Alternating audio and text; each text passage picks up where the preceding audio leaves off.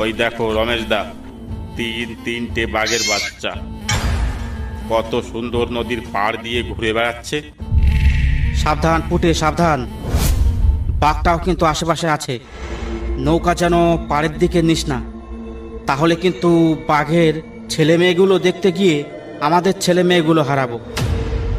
একদম ঠিক বলেছো রমেশ দা, তুমি লক্ষ্য রাখো বাঘটা দেখা যায় কিনা। ওই যে বাগেল বাত্তা। ও বাবা, আমি একটা নেব। কি সুন্দর বাগেল বাত্তা।